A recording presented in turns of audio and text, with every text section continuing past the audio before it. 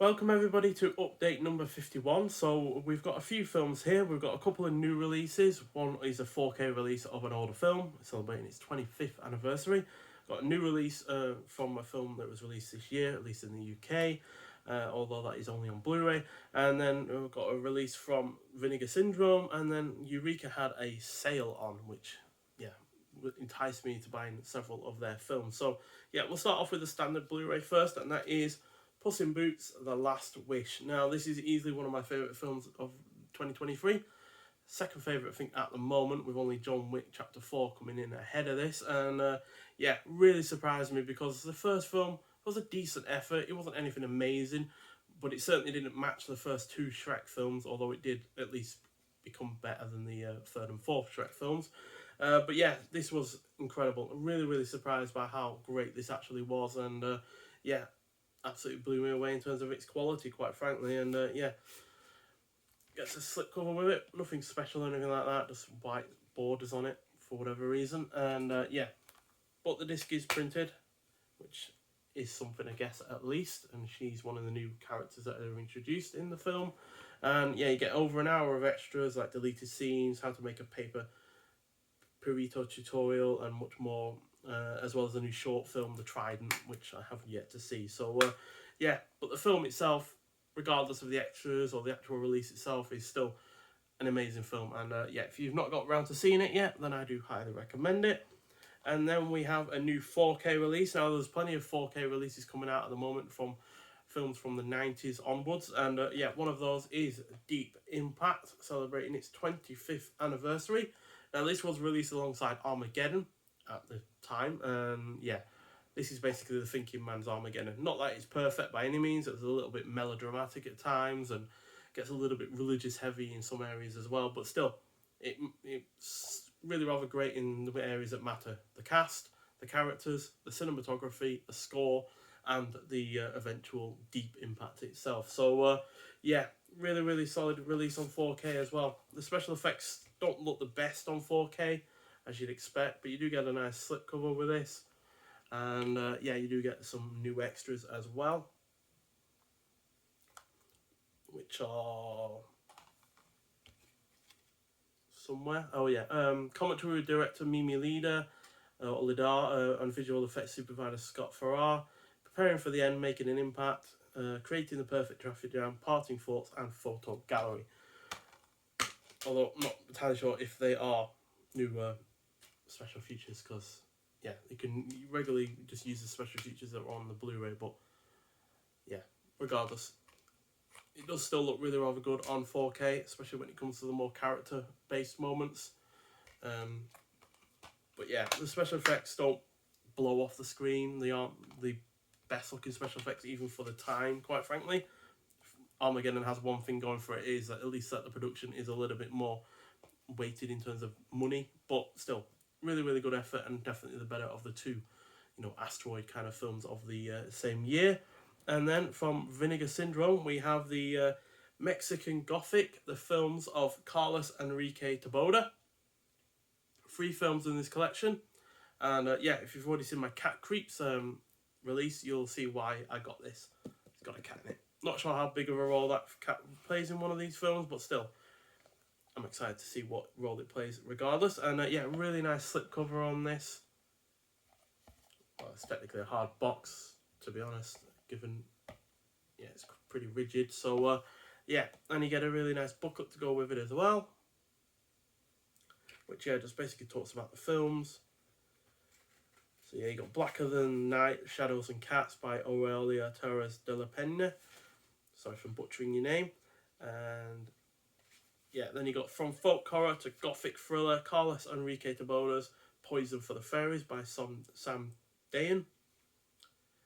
And then Behold the Duke of Mexican Horror Cinema, Carlos Enrique Taboada, Walker, by Abraham Castillo Flores.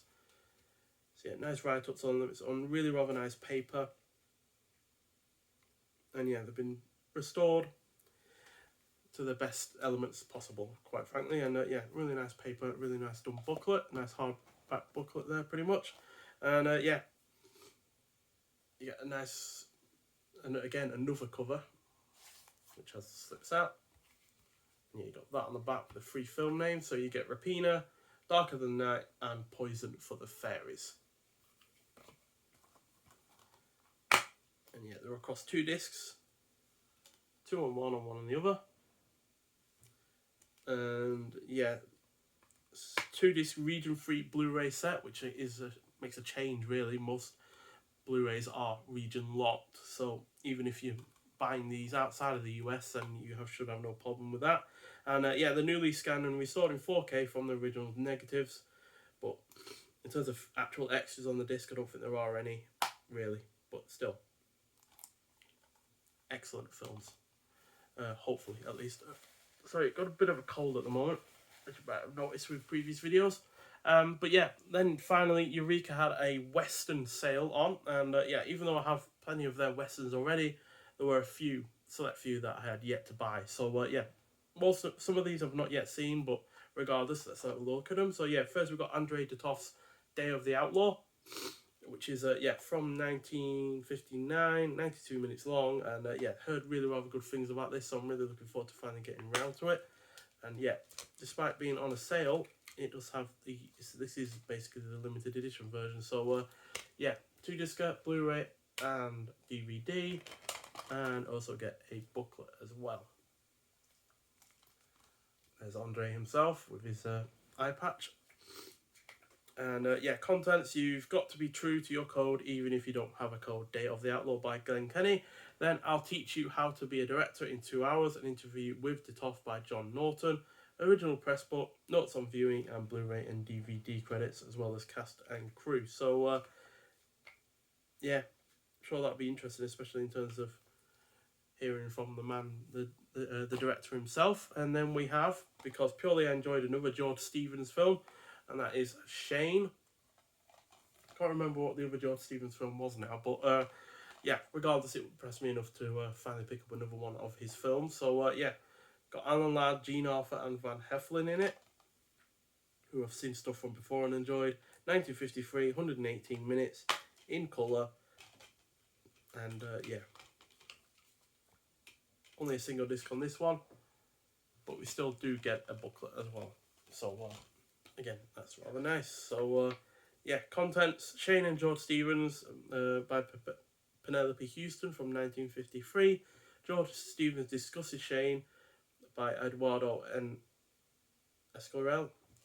The writing is very yellow and very white on the background, so I can't really read it. 1969, and then a prologue by Ivan Moffat from 1951. So that's probably just talking about what was going to happen on the film, or what the film was going to be about, or whatever at the time. So yeah, I mean, it should say here. Where is it?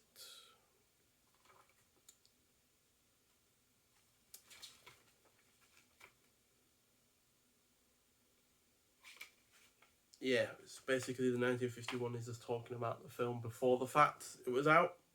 So about the script going through various variations and the like. So again, that should be interesting. And then we have from 1968, directed by Sergio Corbucci, and that is The Great Silence.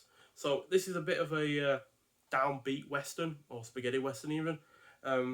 It's not as fun as, say, the likes of the Sergio Leone films, or the Django films, or Sartana, or anything like that, but it's still a really rather solid effort. And again, get the booklet with this. Surprised this is going to sell as quickly as it has, because it was only released last year, so surprised it's going to sell as quickly as it has. But again, get a booklet. And yeah, cast and crew as per usual. Then you got Freeze Frame, Sergio Corbucci's Western masterpiece by Howard Hughes. And then you got shooting locations in here.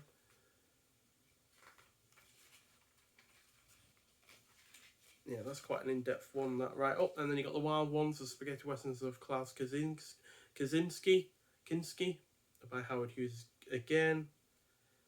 And then view notes and Blu-ray credits and the like. So, yeah.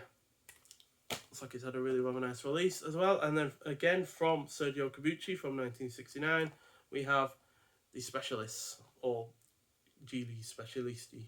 So yeah, starring Johnny Halliday, and again, nice release. Not the limited edition, this one, just the disc all on its own. Then second to last, we have Breakheart Pass, which is basically Agatha Christie's Murder on the Orient Express by way of a western with Charles Bronson. So, you know, you got the action scenes and your fight scenes and the like, but you've also got a murder mystery at the heart of the whole film. And yeah, double disco, but no booklet.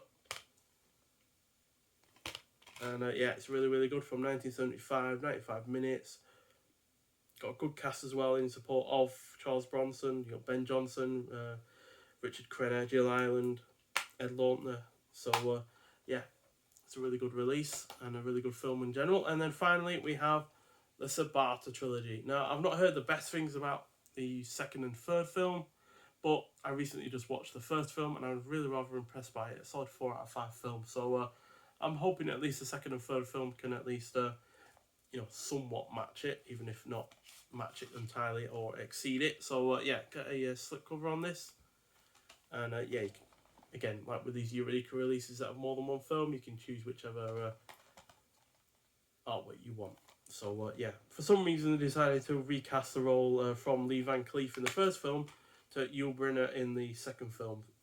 No idea why, but at least for Lee Van Cleef came back for the third film. So yeah, not that I have anything against Yul Brynner. He was excellent in Westworld and The Magnificent Seven, and really rather good in what was it? The Buzz Kulick film, another Western basically. But yeah, regardless, he has been in good roles, but doesn't seem like the kind of thing to recast him as, quite frankly. But yeah, all 3 films on their own individual discs, which is nice to see. And yeah, it's been kind of worth it for the first film so far, but I do hope the second and third films can at least be enjoyable in their own right. And then you get a nice booklet to go with it. And yeah, this just basically has a cast and crew for all 3 films. And then Circus Maximus, the films of Gianfranco Parolini by Howard Hughes. And then with the greatest of ease, the Sabreta Trilogy, 1961 to 1971, 1969 to 1971 even, by Howard Hughes. And yeah, I've not read any of these yet because they have spoilers in their essays. So yeah, not hardly going to read them before watching the film. But regardless, yeah, really nice bunch of releases here. A few of the rarer kind, you know, like the Vinegar Syndrome ones and some of these limited edition Eureka ones, which might not necessarily have, you know, many left to go in terms of printing. Obviously, these Vinegar Syndrome ones have been recently released. I think this was 2023. Yeah, it was. So yeah, relatively new in terms of this one, but probably quite rare in terms of the UK, given that, you know, it's a US manufacturer and they're really rather expensive to import, which I've found out with a couple of other Vinegar Syndrome releases I've had. So yeah, but still, nice boost to my collection. The Puss in Boots film put me up to 1,499.